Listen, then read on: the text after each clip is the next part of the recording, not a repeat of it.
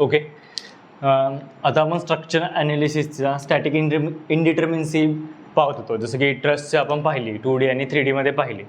आता आपण त्याच्यामध्ये पुढचं स्ट्रक्चर असं पाहणार आहे की त्याच्यामध्ये बीम आणि कॉलम मिळून जे फ्रेम्स तयार होतात त्याचे आपण स्टॅटिक इनडिटर्मिनसी काढणार आहोत. मग त्याच्यामध्ये कुठल्या बीम असतात तर 2D म्हणजे in plane, 3D in space beam पाहणार आहोत. त्याचप्रमाणे फ्रेम्स म्हणजे काय असते, बीम्स आणि कॉलम्स मिळून, म्हणजे समजा हे दाखवतो, बीम्स मिळून आणि कॉलम्स मिळून जे आपण स्ट्रक्चर उभारतो, स्केलेटन, म्हणजे तुम्ही आपण बघतो, आपण RCC मध्ये पाहतो की जेव्हा आपण बिल्डिंग बांधतो त्यावेळी जे मोठमोठ्या अपार्टमेंट बांधतात त्यावेळी ते स्केलेटन उभारतात, बस त्यालाच फ्रेम म्हणतात. हे कॉलम आहेत, हे बीम आहेत. ओके, ह्याला एक फ्रेम म्हणतात. आणि ह्याची एक आपण स्टॅटिक इनडिटर्मिनसी काढणार आहे 2D अँड 3D मध्ये, म्हणजे इन प्लेन, इन स्पेस काढणार आहे. त्याचप्रमाणे स्टॅटिक इनडिटर्मिनसीमध्ये काही स्पेशल केसेस असतात, जसं की रिलॅक्सेशन. ओके, ते आपण एक्झाम्पल थ्रू पाहणार आहे. रिलॅक्सेशन एक्झाम्पल थ्रू चांगल्या प्रकारे कळेल. त्याचप्रमाणे स्पेसिफिक लोड कंडिशन, म्हणजे आत्तापर्यंत जे आपण काढत होतो म्हणजे स्टॅटिक इनडिटर्मिनसी, म्हणजे जे असं ट्रसमध्ये काढले असो, त्याचप्रमाणे इथं जे बघणार आहे आपण बीममध्ये, फ्रेममध्ये, ती जी स्टॅटिक इनडिटर्मिनसी असणार आहे ती जनरल लोड कंडिशनला असणार आहे. पण काही प्रॉब्लेममध्ये स्पेसिफिक लोड कंडिशन दिली जाते, म्हणजे स्पेसिफिक म्हणजे वेगळं काही नाही, फक्त व्हर्टिकल लोड, हॉरिझॉन्टल लोड, फक्त मुवमेंट, असे काही लोड दिले जातात. त्यावेळी स्टॅटिक इनडिटर्मिनसीमध्ये काय चेंज होतो हे पाहूया. जास्त काही अवघड नाही, एक्झाम्पल थ्रू पाहिलं एकदम सोपं होऊन जाईल. त्याचप्रमाणे स्टॅबिलिटी ऑफ स्ट्रक्चर. आता कसं आहे, हा स्टॅबिलिटी ऑफ स्ट्रक्चर एकदम बेसिक पार्ट आहे. स्टॅबिलिटी ऑफ स्ट्रक्चर हा ॲक्च्युअलमध्ये अप्लाइड मेकॅनिक्सचा पार्ट येतो. MPSC बऱ्यापैकी महाराष्ट्र इंजिनिअरिंग सर्व्हिसेसमध्ये याच्यावर क्वेश्चन विचारले जात नाहीत, पण आपल्या UPSCमध्ये, इंडियन इंजिनिअरिंग सर्व्हिसेसमध्ये याच्यावर क्वेश्चन असतात. त्यामुळे हा आपण पार्ट पाहणार आहोत, थोडक्यात पाहणार आहोत, जास्त काही त्याच्यात नाही, एकदम बेसिक आहे ते. आपण सगळ्यात शेवटी हे बिल्डअप करू. त्याच्या अगोदर आपण बीमची स्टॅटिक इनडिटर्मिनसी काढू आणि त्यानंतर फ्रेमची काढू. ओके, ठीक आहे. बीम आणि कॉलम काय स्टॅटिक इनडिटर्मिनसी वेगळी नसते, एकच असते. ओके, ठीक आहे. आता आपण काय पाहिलं, स्टॅटिक इनडिटर्मिनसी काय म्हणजे काय हे आपण आत्तापर्यंत भरपूर वेळा पाहिलं आहे. म्हणजे काय, स्टॅटिक इनडिटर्मिनसी म्हणजे आपण फॉर्म्युला लिहितो. काय फॉर्म्युला लिहितो, static indeterminacy, number of static unknowns minus number of static equilibrium equations. Okay, असं नेतो. म्हणजे काय, स्टॅटिक इनडिटर्मिनसी हे मायनस का करायचं, मग हे स्टॅटिक इनडिटर्मिनसी काय आहे, नंबर ऑफ स्टॅटिक अननोन म्हणजे काय, number of static equilibrium equations म्हणजे काय, हे आपण स्ट्रेसमध्ये पाहिलेलंच आहे.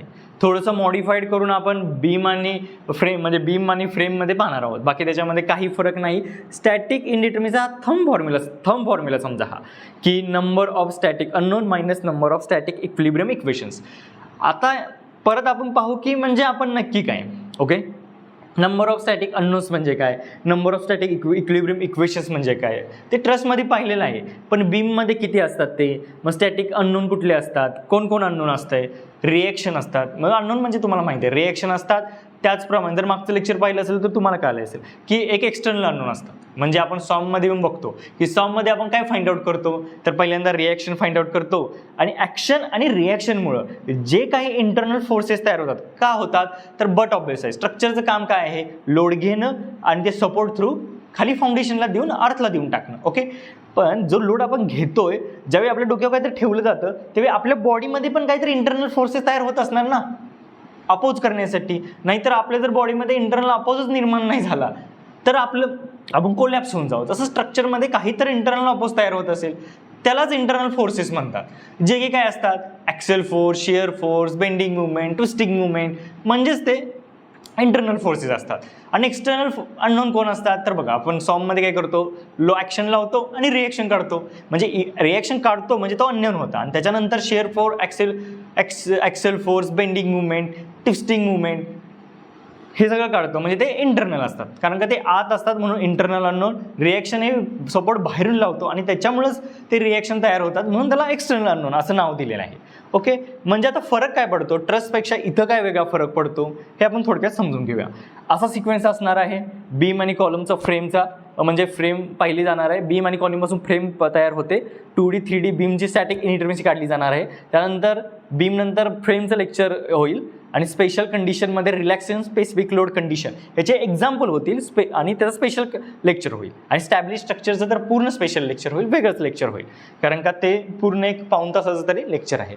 आता आपण पाहूया ॲक्च्युअलमध्ये की ट्रसमध्ये आणि बीम फ्रेममध्ये काय फरक असतो. ओके ठीक आहे, आपण एक सिम्पल साधी एक बीम काढूया आणि त्याच्यावर काही तर जनरल लोड कंडिशन म्हणतोय.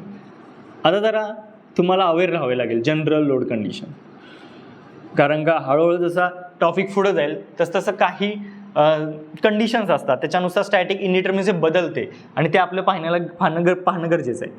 ओके, आणि एक्झाममध्ये विचारतात कधी कधी जनरल लोड स्पेसिफिक लोड कंडिशनवर जनरल लोड कंडिशनवर येतात. कधी कधी लोड देत नाही त्यावेळी जनरल लोड कंडिशन कन्सिडर करायची असते, कधी कधी लोड देतात त्यावेळी स्पेसिफिक लोड कंडिशन कन्सिडर करायची असते आणि ते आपण पाहणार आहोत. ओके, हे एक स्ट्रक्चर आहे, म्हणजे हे काय आहे, एक बीम आहे.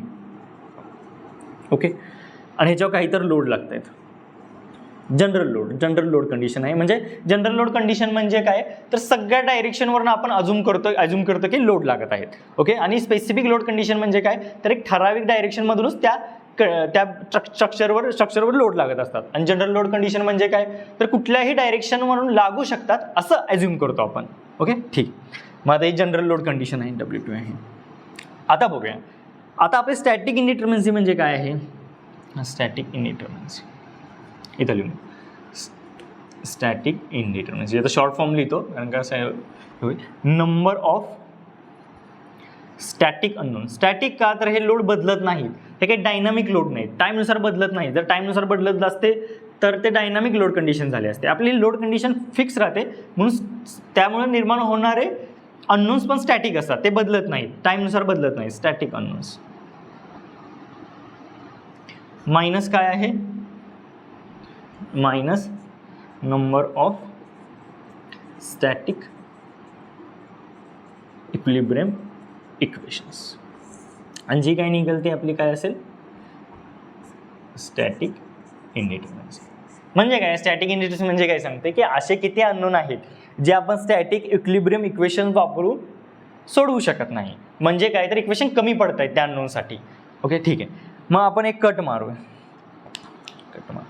म्हणजे काय, आता बट ऑब्वियस आहे. आता पहिली गोष्ट, आता पहिला क्वेश्चन काय आला पाहिजे, कधी स्टॅटिक इनडिटर्मिनसी काढताना आपल्याला पहिला क्वेश्चन आला पाहिजे की बाई मला अननोन पहिल्यांदा फाइंड आउट करायचे आहेत. मग हे अननोन असतात कोण, हा क्वेश्चन आला पाहिजे. तर मी ट्रस्टच्या पण हे सांगितलं आहे, तेच अननोन असतात. अननोन कोण असतात, आणि सुरुवातीला पण ह्या लेक्चरचं मी सांगितलं की अननोन म्हणजे काय, जे आपण फाइंड आउट करतो. सममध्ये काय फाइंड आउट करतो, पहिल्यांदा सगळ्या अगोदर रिॲक्शन्स फाइंड आउट करतो. मग रिॲक्शन्स हे अननोन झाले, मग कसले झाले, एक्सटर्नल अननोन्स. आणि त्यानंतर काय आपण फाइंड आउट करतो, ॲक्शन आणि रिॲक्शनमुळे निर्माण झालेले म्हणजे स्ट्रक्चरमध्ये निर्माण होणारे इंटरनल फोर्सेस. ते कुठले कुठले असतात, axial force, bending movement and shear force. आता सध्या आपण 2D पासून सुरुवात करू. 2Dला म्हणजेच इन प्लेन म्हणतात. ओके, आणि number of static equilibrium equation ते कसे आहेत वगैरे हे आपण डिस्कस करू. ठीक आहे, म्हणजे काय, axial force, bending movement, shear force, but obvious हे अननोन असतात. आता पहिलं काय होतं, ट्रसमध्ये काय होतं, फक्त फरक लक्षात समजून घ्या. ट्रसमध्ये फक्त ॲक्सियल फोर्स जनरेट होतात. का होत होते, तर साधं कंडिशन आहे की ट्रसला सगळे एक्सटर्नल लोड असो किंवा इंटरनल फोर्सेस तयार झालेले असो किंवा रिॲक्शन असो, सगळे जॉईंटला लागत होते. ओके, सगळे जॉईंटला लागत होते. त्यामुळे तिथं bending movement and shear force हे तयारच होत नव्हते. का, तर बेंडिंग मुवमेंट आणि शियर फोर्स तयार व्हायला, एक एक्झाम्पल घेऊन सांगू आपण.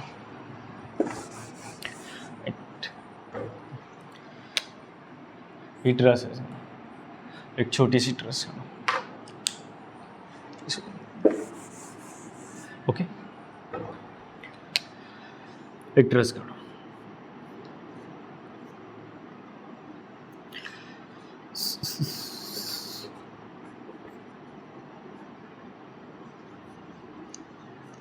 तर आपल्याला ऑब्झर्व केलं तर असं लक्षात येईल, 2Dचीच कंडिशन लक्षात घ्या की इंटरनल फोर्सेस असो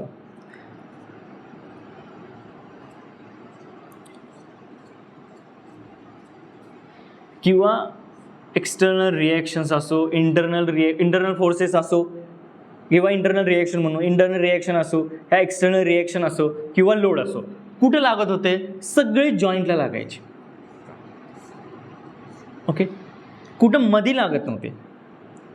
आणि त्याच्यामुळं काय होत होतं, ह्यातला कुठलाच मेंबर, ट्रसचा कुठलाच कंपोनंट असो, मग तो स्ट्रट असो, स्ट्रट म्हणजे कॉम्प्रेशन, फक्त कॉम्प्रेशन, टेन्शन मेंबर असो, टाय मेंबर असो, प्रिन्सिपल राफ्टर असो, ओके, कुठलाही मेंबर असो, ओके, तो बेंडच होत नव्हता. जोपर्यंत एखादा मेंबर बेंड होत नाही तोपर्यंत बेंडिंग मुवमेंट येणार नाही. आणि जर बेंडिंग मुवमेंट आलं नाही तर शिअर फोर्स पण येणार नाही. साधं सिंपल आहे. जर त्या बेंडिंग मुवमेंट आणि शिअर फोर्स आपण डिटेलमध्ये पाहणार आहोत, सॉममध्ये जेव्हा आपण पाहणार आहोत त्यावेळी बेंडिंग मुवमेंट कसं जनरेट होतं, शिअर फोर्स कसं तयार होतं हे फक्त एवढं लक्षात ठेवाल. जोपर्यंत मेंबर बेंड होत नाही तोपर्यंत बेंडिंग मुवमेंट आणि शिअर फोर्स येतच नाहीत. बेंडिंग मुवमेंट आणि शिअर फोर्स तयार येत नाही. त्यामुळे मग ट्रसमध्ये कोण होता? इंटरनल फोर्सेस, तर फक्त आणि फक्त ॲक्सियल फोर्सेस होते. पण तसं बीममध्ये आहे का? नाही. बीममध्ये, कॉलममध्ये, फ्रेममध्ये तसं होत नाही. बीम आणि कॉलममध्ये काय होते? आता मगाशी आपण बीम काढलेली आणि जनरल लोड कंडिशन घेऊ.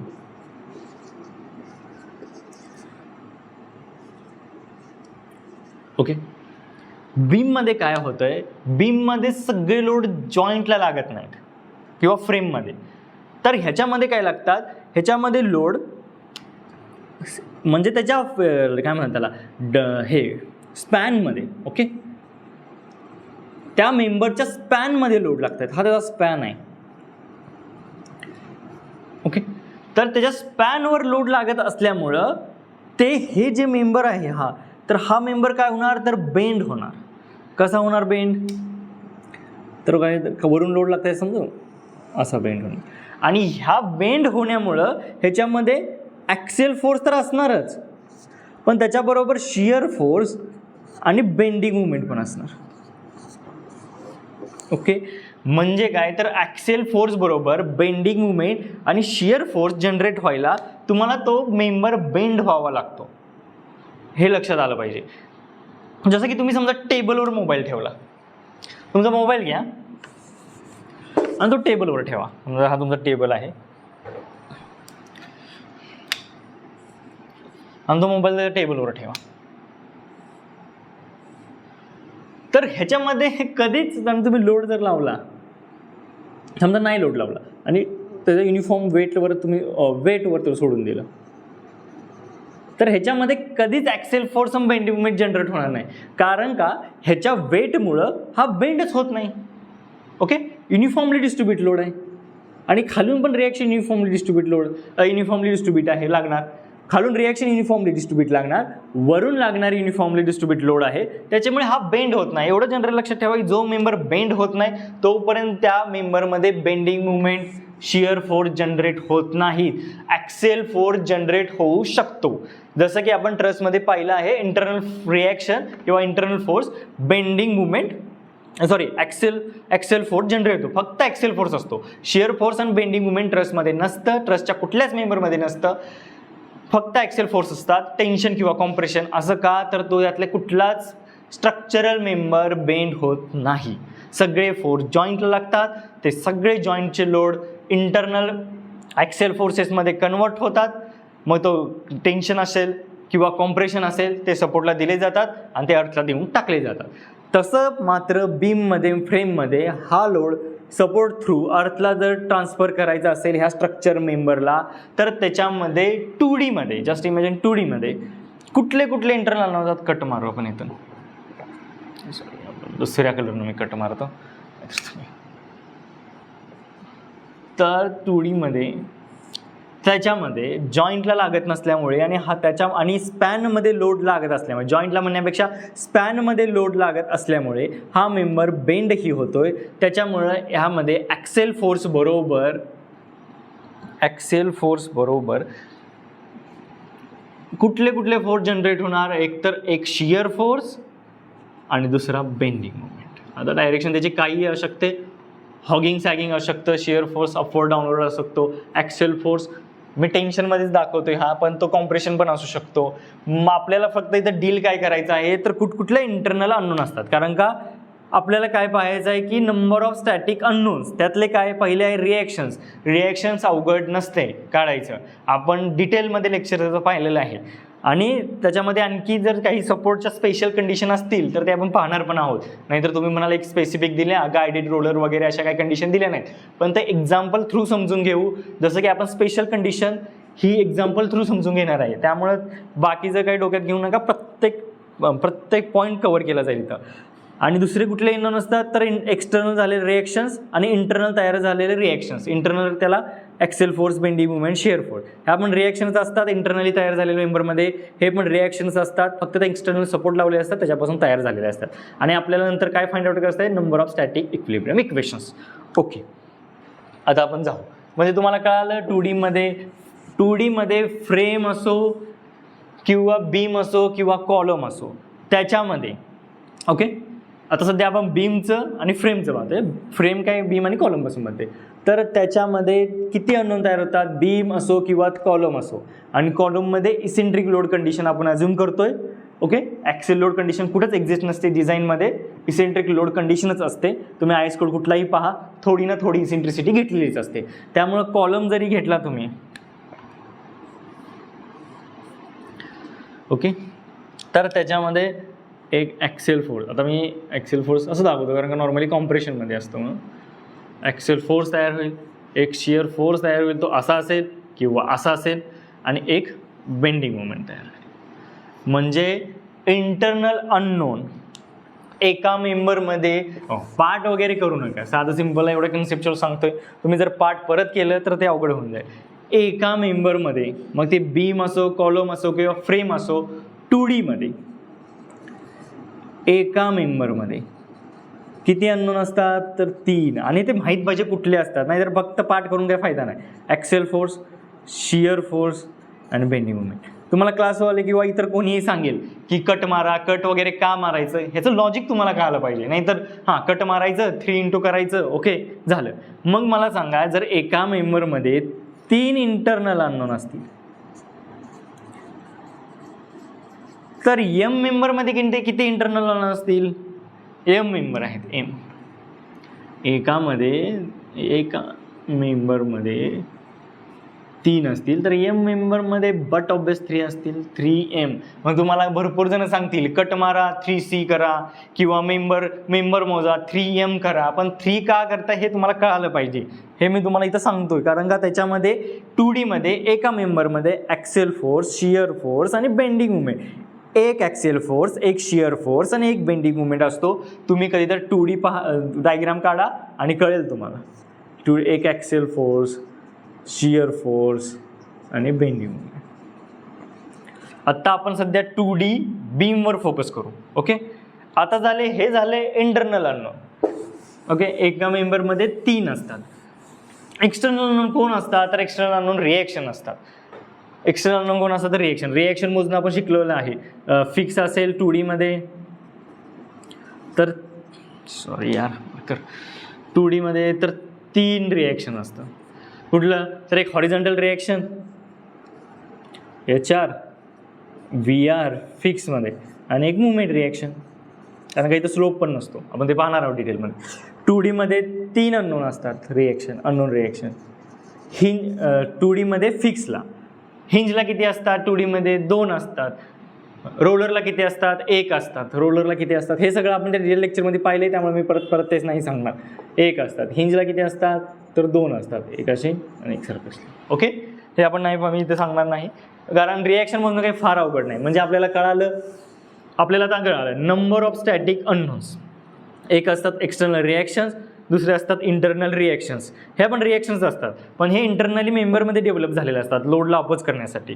मग हे इंटरनल रिॲक्शन म्हणू शकतो. म्हणजे मागच्या लेक्चर मी सांगायला विसरलो, मी फोर्सेस म्हणतो होतो, फोर्सेस म्हणतात पण ते इंटरनल फोर्सेस असतात. इंटरनल फोर्सेस नथिंग बट, समजा तुमच्या डोक्यावर कोणी लोड लावला तर तुम्ही आतून त्याला अपोज कराल ना, म्हणजे इंटरनल रिॲक्शन लावाल. मग तेच मेंबर लावतं कुठल्या axle force, bending movement, shear force. Okay. 2D मध्ये एका मेंबरमध्ये हे 3 अननोन असतात. तर M मेंबरमध्ये किती असतील? 3M. फॉर्म्युलेचं टेन्शन घेऊ नका, उगाच पाठ ही करू नका, हा कन्सेप्ट लक्षात घ्या, नंतर पाठ करायला भरपूर आहे बाकीच्या गोष्टी. तसं number of static equilibrium equation. आता सगळ्यात महत्त्वाचा पार्ट आहे number of static equilibrium equation. मी तुम्हाला समजावून सांगितलेलं आहे ट्रसमध्ये, तर मी पुन्हा सांगतो तुम्हाला की काय असतंय नंबर ऑफ. आता इथं कसं number of static equilibrium equation बदलतात. ओके. ट्रसमध्ये काय असते इथं पाहूया. सिम्पल ट्रस घेतोय, हळूहळू आपण डिटेलमध्ये जाऊ चॅप्टरच्या. कसं एकदम तुम्हाला जर मी बेसिक नाही सांगितलं आणि डिटेलमध्ये सांगितलं तर तुम्हाला काहीच कळणार नाही. तुम्ही म्हणाल यार वेगवेगळे भरपूर स्पेशल कंडिशनवरचे रिलॅक्सेशनवरचे एक्झाम्पल पडतात, ते कधी पाहू ज्यावेळी आपले बेसिक कन्सेप्ट क्लिअर होतील त्यावेळी आपण पाहू. ओके. हां ओके ठीक आहे. ह्या रिएक्शन असतात, काहीतरी लोड लागते W1 W2. ओके. आता काय म्हटलं आपण ट्रसमध्ये काय पाहिलं आहे, एका जॉईंटला किती इक्विलिब्रियम इक्वेशन असतात? 2. आणि ते कुठले असतात? Summation of Fx is equal to 0, summation of Fy is equal to 0. Summation of movement about Z axis, म्हणजे मी XY प्लेनचं घेतलं आहे, XY प्लेन कंडिशन घेतोय. कुठे गेलं? हां 2D मधली ही XY प्लेन कंडिशन घेतोय, तर इथं दिलं आहे बघा summation of movement M about Z. इथं पाहिलं आता summation of movement about Z axis, म्हणजे कळालं तुम्हाला. समजा हा झेड ॲक्सिस आहे, आता 2D मध्ये पेन आहे माझं. ओके. मला काय करायचं आहे, काहीतरी माझ्या स्ट्रक्चरमध्ये डिफॉर्मेशन झालं, माझा पॉईंट थांबला इथं येऊन, इथं होता तो इथं येऊन थांबला. आता हा खाली जात राहिला नाही पाहिजे, म्हणजे काय समजा हा माझा पॉईंट आहे, आता खाली जात नाही राहिला पाहिजे, तो इक्विलिब्रियमला आला पाहिजे. काहीतरी डिफॉर्मेशन मेंबरमध्ये होतील, हे डिफॉर्मेशन होतात, पण त्यानंतर काहीतरी इंटरनल फोर्स आणि एक्सटर्नल फोर्स त्यांना बॅलन्स करून एका जागेवर ठेवतात. त्यावेळी काय झालं पाहिजे, समेशन ऑफ Fx म्हणजे काय, वरून लागणारे फोर्स आणि खालून लागणारे फोर्स ह्यांची समेशन 0 झाली पाहिजे. हे इक्विलिब्रियम कंडिशन पहिली सॅटिस्फाय झाली. Summation of Fx is equal to 0. 2Dचं सांगतोय, 3Dचं आपण नंतर पाहू. Okay. Summation of Fx is equal to 0. 3Dचं आपण नंतरच पाहू, कारण का 2Dचं तर कळालं पाहिजे तुम्हाला, अगोदर काहीच कळणार नाही तुम्हाला. Summation of Fx is equal to 0 ह्याचा अर्थ काय आहे, साधं सिंपल आहे.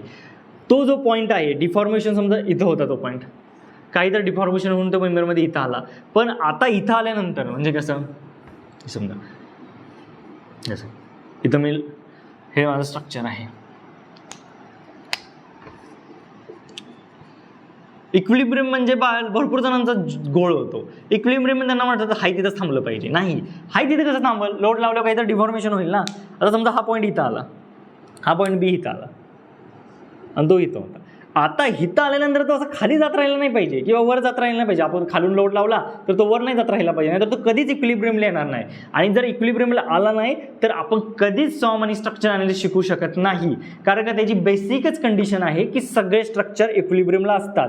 म्हणजेच काय, सगळे स्ट्रक्चर इक्विलिब्रियमला असतात, ह्याचा अर्थ स्ट्रक्चरचा प्रत्येक पॉईंट इक्विलिब्रियमला असतो.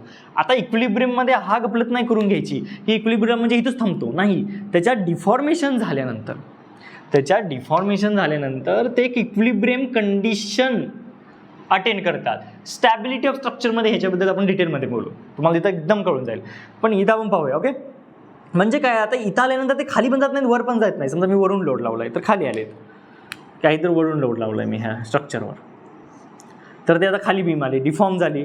ओके. डिफॉर्म झाली म्हणजे पॉईंट आले, प्रत्येक खाली आलेत, पण आता ते काहीतरी इंटरनल फोर्स आणि एक्सटर्नल ॲक्शन आणि इकडून लागणारे एक्सटर्नल ॲक्शन निर्माण होणारे इंटरनल फोर्स रिएक्शनमुळं हे एक आता कंडिशन त्यांनी इक्विलिब्रियम कंडिशन अटेंड केली आहे.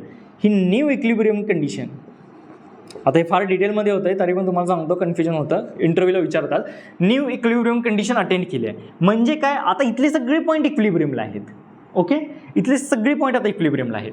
आता मग स्ट्रक्चर अनालिसिस करायचं असतं. म्हणजे स्ट्रक्चर अनालिसिस किंवा सॉममध्ये स्ट्रक्चर इक्विलिब्रियमला असलंच पाहिजे असं, म्हणजे याचा अर्थ इथंच नाही थांबलं पाहिजे. डिफॉर्म झाल्यानंतर काही डिफॉर्म झाल्यानंतर इक्विलिब्रियमला आलं पाहिजे. ओके. त्याचा अर्थ काय, तर हा पॉईंट आहे बी, समजा हा तो पॉईंट आहे बी, इथं घेतला, इथं घेऊ, समजा हा पॉईंट बी आहे, तर ह्याचा अर्थ काय, इक्विलिब्रियमला असला. आता ही नवीन पोझिशन इथं अटेंड केली तिनं, तर आता हा पॉईंट वर पण नाही गेला पाहिजे, वर पण नाही गेला पाहिजे, खाली पण नाही गेला पाहिजे. म्हणजे काय, तर काही तर वरून ॲक्शन लागत्या खालून रिएक्शन लागत्या, ते एकमेकाच्या इक्वल आणि अपोजिट डायरेक्शन पाहिजे, म्हणजे त्यांची नेट समेशन अल्जेब्रिक समेशन 0 झाली पाहिजे. तसंच मी इथे दाखवतो, मोठं करून दाखवतो का, म्हणजे हे इथे दाखवतो. समजा ब्लॅकनं मी ॲक्शन दाखवली, ॲक्शन वरून पण असू शकते, खाली पण असू शकते, इथं काही डायरेक्शनचा एवढा प्रॉब्लेम, फक्त मी तुम्हाला समजण्यासाठी सांगते. आणि ह्या डायरेक्शनमध्ये रिएक्शन आली तर ह्यांची समेशन 0 झाली पाहिजे, म्हणजे action is equal to reaction, magnitude equal पाहिजे आणि अपोजिट डायरेक्शनमध्ये पाहिजे. म्हणजे हे 10 असेल तर एक खालून 10 म्हणजे -10, 10 algebraic summation -10 is equal to 0. म्हणजे नेट मुवमेंट त्यांची वर खाली जाणारी 0 असली पाहिजे. कधी असू शकते, जर इक्वल आणि अपोजिट फोर्सेस, किंवा जर वरून लागणारी ॲक्शन 10 असेल तर तेवढेच मॅग्निट्यूडची, जास्त पण नसली पाहिजे, जास्त लागतच नाही की, कारण का न्यूटनचाच लॉ आहे, एवढी ॲक्शन इक्वल आणि अपोजिट रिॲक्शन, तेवढ्याच मॅग्निट्यूडची आणि अपोजिट डायरेक्शनमध्ये लागली पाहिजे, तरच म्हणू शकतो summation Fy is equal to 0. हे इक्विलिब्रियम कंडिशन. आणि आपण कुठलाही ॲनालिसिस करायच्या अगोदर म्हणतो स्ट्रक्चर इक्विलिब्रियमला आहे, याचा अर्थ ही कंडिशन ही सॅटिस्फाय होत्या त्या स्ट्रक्चरमध्ये, लक्षात घ्या. त्याचप्रमाणे हॉरिझॉन्टल ॲक्सिसमध्ये जर ॲक्शन लागत असेल, आता कशीही लागेल ॲक्शन, इकडून लागेल किंवा इकडून लागेल, पण मी एक स्पेसिफिक डायरेक्शन घेऊन दाखवतो, तर रिॲक्शन इकडून लागेल. जर ही 10 असेल तरी -10 10 मानू, कारण -10 लिहिणं चुकीचं आहे, अल्जेब्रिक समेशन होईल. मी डायरेक्शन अपोजिट दाखवले ना, अल्जेब्रिक समेशन होताना मात्र ते -10 होईल इक्वल टू 0. म्हणजे काय, तर दुसरं कुठलं इक्विलिब्रियम इक्वेशन असतं, summation of Fx is equal to 0. आणि का असतं, कारण का इक्विलिब्रियम कंडिशन सॅटिस्फाय झालंच पाहिजे, कारण का आपण स्ट्रक्चर इक्विलिब्रियमला मानतो. मग कुठलंही स्ट्रक्चर असतो इक्विलिब्रियमला मानूनच सोडवू शकतो ते. आता तिसरी कंडिशन जी की ट्रसमध्ये नव्हती, हे तुम्ही लक्षात घ्या. ट्रसमध्ये का नव्हते, तर तुम्हाला परत मी तेच सांगतो की जर एखाद्या फोर्सला मुवमेंट करायचं असेल तर त्याला काही तर एक ज्या पॉईंटभोवती मुवमेंट करायचं आहे, समजा हा बी पॉईंट आहे, तर त्या भोवती त्याला लिव्हर आर्म पाहिजे. लिव्हर आर्म हे कन्सेप्ट 12वीतला आहे. डिस्टन्स पाहिजे, force into distance is equal to movement. Okay, force into distance. जरी फोर्स असला 1000 असो नाही तर इन्फायनाईट असो, 1000 असो किंवा इन्फायनाईट असो, डिस्टन्स जर 0 असेल त्या पॉईंटमधलं फोर्समधलं, तर तुमचं मुवमेंट 0 येईल, म्हणजे ते रोटेशन करणार नाही. आणि ट्रसमध्ये पाहिलेलं आहे आपण, तुम्ही ट्रसचं लेक्चर पहा, त्यात सगळे एक्सटर्नल फोर्सेस असो, रिएक्शन्स असो, इंटरनल तयार होणारे रिएक्शन असो, जॉईंटला लागतात, त्यांच्याकडे लिव्हर आर्म नसतो. त्यामुळे ओके ठीक आहे, इथं मी दुसरं इक्वेशन लिहायचं राहिलं, summation Fy is equal to 0. त्यामुळे तिथं फक्त 2 इक्वेशन असतात, ट्रस 2D ट्रस. 3Dमध्ये कुठले होते, समेशन Fz, ते 3Dमध्ये बघू. Fx is equal to 0, summation Fy is equal to 0. ट्रसमध्ये मी परत सांगतो, ट्रसमध्ये summation of movement about Z axis हे चेकच करावं लागत नाही, म्हणजे हे युजलेस इक्विलिब्रियम इक्वेशन आहे. हे का चेक करावं लागत नाही, कारण का त्यातला कुठलाच जॉईंट झेड ॲक्सिस भोवती, झेड ॲक्सिस समजा हा झेड ॲक्सिस आहे, ह्या झेड ॲक्सिस भोवती असं फिरत नाही. हा समजा पॉईंट मांडला तुम्ही, पुढून पहा, तर हा फिरतच नाही, कारण का त्याला फोर्सला लिव्हर आर्म पाहिजे, आणि त्याच्यामध्ये फोर्स स्पॅनवर लागतच नाही, ते कुठं लागतात, जॉईंटवर लागतात. त्याच्यामुळं मुवमेंट तयार होत नाहीत आणि ट्रसमध्ये कुठलाच पॉईंट फिरत नाही. आणि त्यामुळं त्याचाच अर्थ की summation of am about Z axis, समजा मी XY प्लेन घेतलं, मी तुम्हाला ते मागचे लेक्चर पहा, त्यात मी सगळं सांगितलं. XY प्लेन घेतलं तर about Z axis, about Z axis, summation of movement about Z axis 0 चेकच करायची गरज पडत नाही ट्रसमध्ये. त्यामुळे हे इक्वेशन युजलेस होतं. म्हणून ट्रसमध्ये एका जॉईंटला 2D ट्रसमध्ये 2च इक्वेशन आपण मानतो. पण तसं इथं होत नाही, इथं फोर्सला लिव्हर आर्म असतो. तुम्ही बीममध्ये जर गेला तर तुम्हाला कळेल की प्रत्येक फ्रेममध्ये बीममध्ये जावा, स्पॅनवर लोड लागतात. लोड कुठं लागतात, तर स्पॅनवर. त्याच्यामुळं काहीतरी त्यांना, समजा मी इथं कंपोनंट काढले, ह्या कंपोनंटला काहीतरी रूट लागला, त्याचा व्हर्टिकल कंपोनंट काढतो फक्त, तर हा आणि काहीतरी डिस्टन्स मिळत आहे, म्हणजे ह्या पॉईंटला तो फोर्स रोटेट करू शकतो. समजा काहीतरी ह्याचाच कंपोनंट आहे, समजा वर्टिकल दिला मी, ठीक आहे. तर हा त्याला काहीतरी फोर्स इंटू डिस्टन्स आहे, म्हणजे तो पॉईंटला रोटेट पण करणार, कारण का त्याच्याकडे मुवमेंट तयार करायची कपॅसिटी आहे. त्यामुळे इथं पॉईंट रोटेट पण होतात अबाउट द झेड ॲक्सिस, असे अबाउट झेड ॲक्सिस 2D मध्ये. हे ॲक्सिस भोवती असे हा पॉईंट रोटेट होईल. जर 2D पॉईंट घेतला आपण, म्हणजे कसं तुम्हाला एक दाखवतो, इथं हे घेतलं असतं, हे 2D मध्ये समजा, तर हे असं रोटेट होणार, कारण का त्याच्या ह्या फोर्सकडं डिस्टन्स आहे, त्याच्यामुळे लिव्हर आर्म आहे त्याच्याकडं, त्यामुळे तो मुवमेंट क्रिएट करायला बघणार. आणि त्यामुळं आपल्याला इथं 2D बीम असो किंवा 2D असो, 3D असो, बीम असो किंवा फ्रेम असो, किती इक्वेशन तयार होतात वेगवेगळे ते नंतर पाहू, किंवा 2D बीम असो किंवा फ्रेम असो, तुम्हाला हे 3 equation summation of movement about Z axis हे चेकच करावं लागणार 2D आणि इन प्लेनमध्ये. ओके, कळालं? तर 3 इक्वेशन असतात. ह्याच्यासाठी मी सांगतोय number of static equilibrium equation एका जॉईंटला किती असतात, एका जॉईंटला तर 3 असतात. ओके, आता आपण सगळ्यांची जी डिमांड असते की प्रत्येकाची डिमांड असते की मला फॉर्म्युला सांगा, तर फॉर्म्युला लय सिम्पल आहे आपला. एकदम थंब रूल काय आहे, थंब रूलचा फॉर्म्युला काय आहे, number of static indeterminacy, number of static unknowns minus number of static equilibrium equation at the joint. Joint कुठले घ्यायचे वगैरे हे आपण एक्झाम्पल थ्रू पाहू. अगोदर फक्त कन्सेप्ट तर समजून घ्या की काय आहे. कुठले कुठले अननोन असतात, नंबर ऑफ स्टॅटिक अननोन्स म्हणजे कुठले, एक्सटर्नल प्लस इंटरनल. मध्ये हे दिसत नसणार आहे तुम्हाला, एक्सटर्नल रिॲक्शन आणि इंटरनल रिॲक्शन म्हणू, हे जाऊन संपलं वाटतं. इंटरनल रिॲक्शन्स, ठीक आहे, मी काळ्यातच लिहितो कारण का मला वाटत नाही दिसत असेल तुम्हाला. आता external reactions first, internal. Number of static unknowns कोण असतात, तर सपोर्ट करून येणारे रिॲक्शन आणि सपोर्ट आणि ॲक्शनमुळं त्यांनी इंटरनल फोर्सेस तयार होतात, म्हणजे internal reaction, axle force, shear force, bending movement. किती असतात, तर 3 असतात. ॲक्सेल फोर्स बीममध्ये, ट्रसमध्ये नाही म्हणत मी, बीममध्ये, मग ती बीम किंवा फ्रेममध्ये 2D बीम आहे, किती असतात, एक ॲक्सेल फोर्स असतो, एक शिअर फोर्स असतो आणि एक बेंडिंग मुवमेंट असतो. आता सध्या बीमचं पाहतोय आणि फ्रेममध्ये काही वेगळं नाही, तेच तयार होतात, कारण का बीम आणि कॉलमपासून, बीम असो की कॉलम असो, बीम आणि कॉलमपासूनच फ्रेम तयार होते. ओके, तर त्यात काही 2D मध्ये काही वेगळं होणार नाही, तेच अननोन असणार ना, त्याच्यापासूनच ते तयार होते. आणि number of static equilibrium equation किती असतात, हां ठीक आहे, मग नंबर ऑफ हे सेम. आता पाहू जे की सगळ्यांची डिमांड असते, फॉर्म्युला. एक्सटर्नल पहिल्यांदा इंटरनल, जसं की फॉर्म्युला असतो. इंटरनल रिॲक्शन्स अननोन्स बघा, एका मेंबरमध्ये किती अननोन असतात, 3.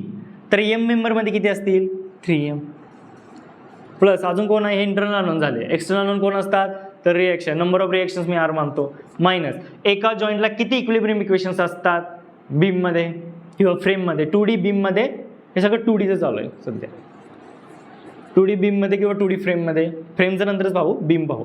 किती असतात, तरी नाही, summation F of equal to 0 का असतात, मी असतात का म्हणतोय, कारण का आपण स्ट्रक्चर हे इक्विलिब्रियमला आहे सुरुवातीलाच मानलंय. Summation of F S equal to 0, summation F Y equal to 0, summation of movement about Z axis equal to 0. म्हणजे एका जॉईंटला जर 3 असतील तर जे जॉईंटला किती असतात, 3J. आणि हाच तुमचा फॉर्म्युला असतो, बाकी काही नाही, हा तुमचा फॉर्म्युला आहे. 3M plus R minus 3J. तसंच आपण फ्रेमला डेव्हलप करू.